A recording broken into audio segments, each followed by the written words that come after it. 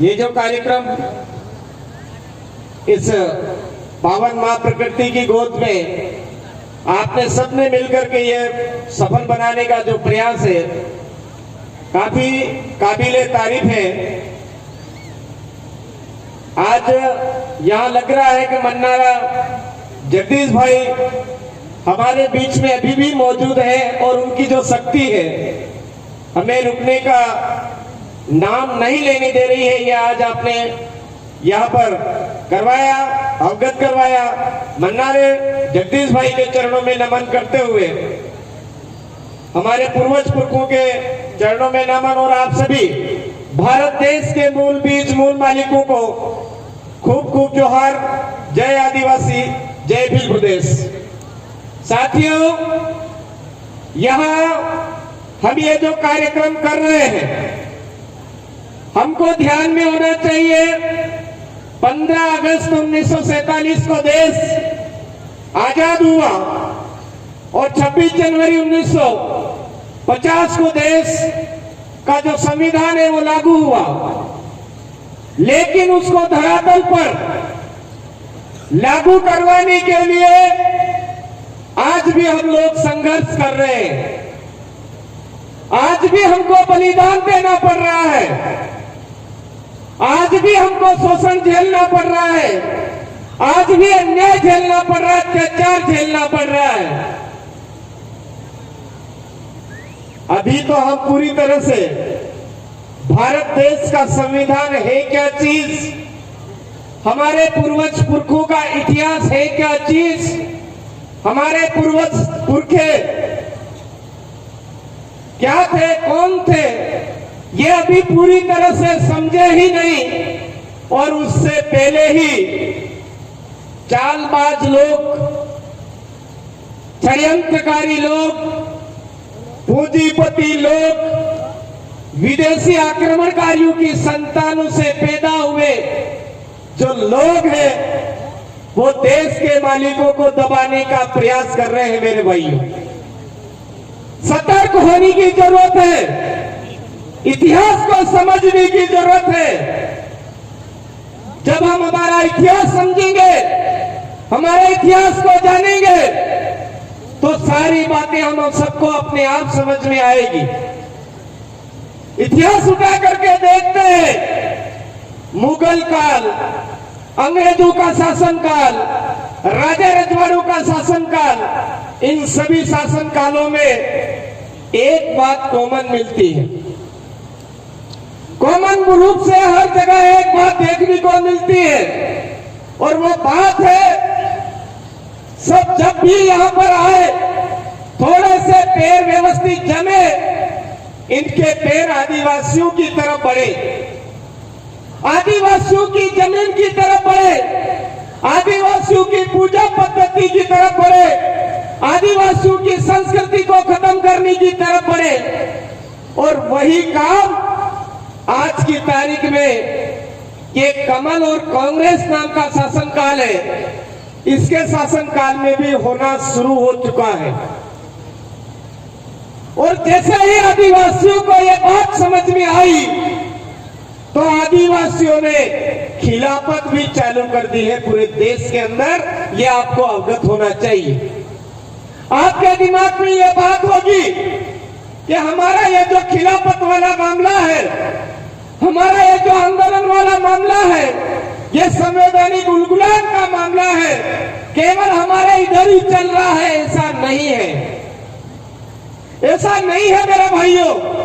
आज की डेट में महाराष्ट्र के आदिवासी उठ खड़े हुए हैं, झारखंड के आदिवासी उठ खड़े हुए हैं, छत्तीसगढ़ के आदिवासी उठ खड़े हुए हैं, गुजरात के आदिवासी उठ खड़े हुए हैं, और राजस्थान के अंदर जहां जहां आदिवासियों का बाहुल्य है, और उसमें खास करके भील आदिवासी का जहां बाहुल्य है, वह सब जगह हमारा समुदाय उठ खड़ा हुआ है और एक ही आवाज कर रहा है।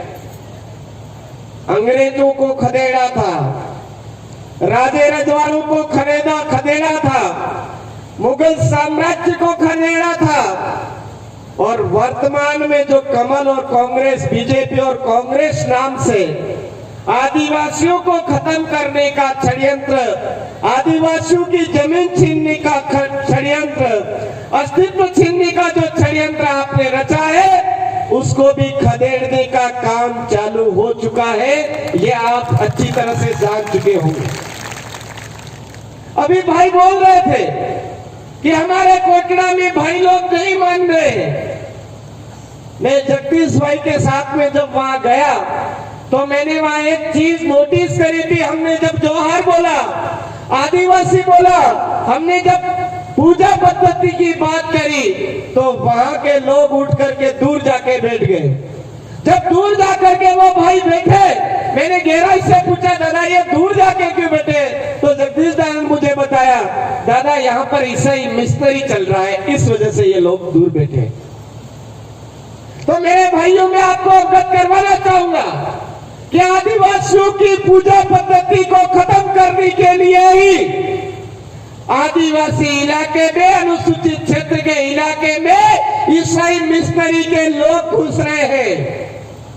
आदिवासियों की संस्कृति को खत्म करने के लिए ही आरएसएस नाम की बीमारी चड्डे पहना पहना करके हमारे लोगों को बेवकूफ बना रही है।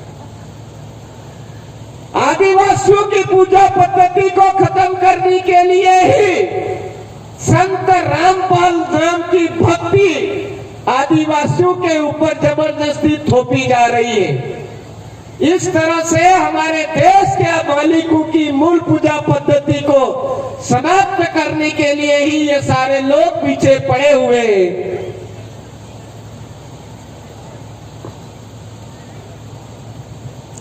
और इसी पूजा पद्धति को खत्म इसलिए करना चाहते हैं क्योंकि हमारी पूजा पद्धति ही हमारे समुदाय का सबसे बड़ा पावर है। मेरे साथियों, ये हम सबको समझना होगा। इस पूजा पद्धति की बदौलत ही हमारे पूर्वज पुरखों ने अंग्रेजों का मुकाबला किया है। हमारी पूजा पद्धति के बदौलत ही राजा रजवाड़ों का मुकाबला किया है और हमारी पूजा पद्धति की शक्ति की बदौलत ही मुगल साम्राज्य का खात्मा किया है। मेरे साथियों, इसलिए हमारी अपनी जो पूजा पद्धति है, ये जो हरा नेजा, ये हमारा लाल नेजा, ये हमारा जो सफेद नेजा, ये हमारी पूजा पद्धति की ओरिजिनल निशानी है। इस निशानी को ही हमारे घर पे धारण करना है। अगर इस निशानी के अलावा हमारे घरों पर कोई दूसरी निशानी लगाने का प्रयास कर रहा है, इसका मतलब हमारे समुदाय के अस्तित्व को मिटाने का प्रयास कर रहा है। ये समझना होगा मेरे भाई। ये चीज हमको ग्रहण करनी होगी, ये गहराई से लेनी होगी। आज ये जो सफेद नेता है, हमारे उधर हमारे पूर्वज के जो पुरुषों के सिराबासी होते हैं, खाकल देव होते हैं, उनके ऊपर लगाते हैं। ये जो लाल नेजा है, ये हमारी माता जी, महिला की जो निशानी है, उसके लिए लगाते हैं। और ये जो हरा नेजा है, जब महिला और पुरुष दोनों के कॉम्बिनेशन से नवजीवन, नया हरा भरा रूप बच्चा पैदा होता है, उसकी निशानी के रूप में ये हरा नेजा हमारे लगाते हैं। इसके अलावा कहीं पर कुआं बावड़ी खोदते हैं, ट्यूबवेल लगाते हैं, वहां पर पानी आ जाता है, उसकी निशानी वहां पर हरा भरा होता है, उसके लिए ये हरा नेजा लगाते हैं। तो यहाँ पर कोई अगर हमारे इन नेजा निशानी के नाम पर कोई गलतफहमियां पैदा कर रहा है, तो हम सबको ध्यान में होना चाहिए। पूरे देश के आदिवासियों की ये पहचान है, इसको हमको बरकरार रखना है और बरकरार रखना होगा। दूसरी बात मैं यहाँ पर कहना चाहूंगा, कोई अपने आप को हिंदू मान रहा है, तो मेरा सवाल है, मेरा आपसे सवाल है, कोई हिंदू मान रहा है तो उनसे मेरा सवाल है, सवाल यह है, मानिए कोई बात नहीं, आप हिंदू मानिए, लेकिन हिंदू धर्म ग्रंथ जितने भी लिखे हुए हैं वो कौन सी भाषा में लिखे हुए हैं? रामायण किस में लिखी हुई है? संस्कृत में। रामचरितमानस कौन सी भाषा में? संस्कृत में। महाभारत कौन सी में? संस्कृत में। वेद पुराण जितने भी ग्रंथ लिखे हुए हैं या शास्त्र लिखे हुए हैं, उनकी सबकी भाषा कौन सी है? संस्कृत। अब यहाँ पर आप पंडाल में हजारों की संख्या में बैठे हो, आप जहां पर ये जितने भी भाई यहाँ बैठे हैं, इनमें से कितनी के दादाजी या परदादाजी संस्कृत बोलना जानते हैं? कोई एक जना हाथ खड़ा करके बता दे कि हमारे दादा परदादा और हमारे घर में जितनी भी बड़े लोग हैं वो संस्कृत बोलना जानते थे और अभी जानते हैं। ऐसे कितनी जनी है? कोई है भाई? इधर भाई, किसी के कोई संस्कृत बोलते हैं घर में? जब हमारे घर परिवार में हमारे दादा परदादा, जब हमारे पूर्वज के संस्कृत नहीं बोलते हैं, तो संस्कृत में लिखे हुए धर्म ग्रंथ हमारे कैसे हो सकते हैं? मेरे भाइयों, ये समझने का प्रयास कीजिए, कैसे हो सकते हैं हमारे वो धर्म ग्रंथ? दूसरा मैं कहना चाहूंगा, कुरान कौन सी भाषा में लिखी हुई है? अरबी, फारसी, अलग अलग भाषा में लिखी हुई है। क्या हमारे दादा परदादा अरबी फारसी बोलना जानते हैं? नहीं जानते हैं। तो फिर वो धर्म ग्रंथ हमारे कैसे हुए? कोई ईसाई बन गए हैं, कन्वर्ट हो गए हैं। जब हम बोलते हैं कि भाई ईसाई क्यों बने हो, तो हमारे तो खाने के लाले पड़ रहे थे, हमारे तो पढ़ाई का मामला डिस्टर्ब था, हमारा ये था, कभी वो था, ऐसा बेवकूफ बना के हमको ये बोलते हैं कि हमको करना ही पड़ेगा। अरे मेरे भाइयों, हमारे पूर्वज का इतिहास पढ़िए। क्या हमारे बाप दादा, क्या हमारे पूर्वज इस तरह की गुलामी के लिए हमारी पूजा पद्धति छोड़ दी थी क्या? नहीं छोड़ी थी। हमारी पूजा, अपनी पूजा पद्धति नहीं छोड़ी। आज बाइबल हिब्रू भाषा में लिखी हुई है, हमारे बाप दादा हिब्रू भाषा नहीं बोलते थे, उसके बावजूद हम उसको ग्रहण कर रहे हैं। क्यों भाई? ओरिजिनल बात यह है, जबरदस्ती आदिवासियों को हिंदू बनाने के पीछे विदेशी आक्रमणकारियों की संतानों का ये षड्यंत्र है कि आदिवासियों के ऊपर हिंदू विवाह अधिनियम लागू करवाना, हिंदू उत्तराधिकार अधिनियम लागू करवाना, मुस्लिम भाइयों का मुस्लिम एक्ट लागू करवाना, और जो ईसाई भाई है उनका है ईसाई एक्ट लागू करवाना। जिस दिन ये हिंदू एक्ट, मुस्लिम एक्ट, ईसाई एक्ट, ये सारे एक्ट के दायरे में आदिवासी समाज आ जाएगा, उस दिन देश का मालिक नहीं कहलाएगा। ये षड्यंत्र वो लोग कर रहे हैं और हमको समझना होगा। आज आदिवासी समुदाय के ऊपर जबरदस्ती आईपीसी थोपी जा रही है। वो इसीलिए थोपी जा रही है क्योंकि हमारे प्रमाण पत्रों में कहीं पर हिंदू लिखा हुआ, कोई ईसाई लिख रहा, कोई क्या लिख रहा है, इसलिए वो धर्म कोड हमारे ऊपर लागू हो रहे हैं।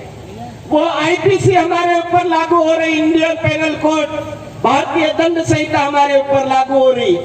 हमारे अधिकतर साथियों के मुंह से ये सुना होगा कि आदिवासियों के ऊपर आईपीसी नहीं लागू होती है बिना ग्राम सभा की परमिशन के। ये बात सच है मेरे भाइयों, लेकिन आज की डेट में हमारे हाथ काट लिए और आदिवासियों का धर्म कॉलम खत्म कर लिया। इसलिए आदिवासी परिवार बोल रहा है कि देश के मालिकों के लिए, जनगणना के लिए एक धर्म कॉलम होना चाहिए, ताकि देश के मालिक कितने हैं और किराएदार कितने हैं, विदेशी आक्रमणकारियों की संतानें कितनी, ये स्पष्ट रूप से पता चल सके। इसलिए आदिवासी परिवार धर्म कॉलम की मांग कर रहा है मेरे भाई।